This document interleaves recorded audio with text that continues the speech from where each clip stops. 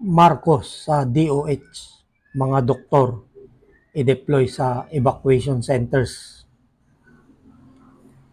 Magtalaga ng mga doktor at magbigay ng medical assistance sa mga evacuation centers. Yan ang utos ni Presidente PBBM sa DOH. Ito ang utos ni Pangulong Ferdinand Marcos Jr. ang Department of Health para masiguro niya ang kalusugan ng mga evacuees na naapektuhan ng Super Typhoon Karina. Iginiit ng Pangulo na dapat kaagad mag-deploy ang DOH ng mga doktor sa mga evacuation center para makapagbigay ng gamot sa mga matatanda na nangangailangan ng maintenance medicines.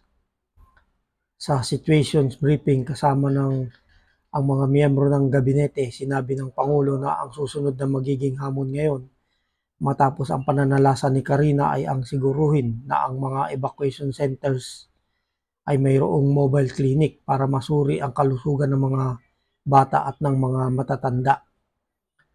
Subalit kung wala pa ang medical team ay kahit ang barangay health workers muna para makapag-assess kung sino ang agarang nangangailangan ng tulong medical hanggang makarating ang medical team.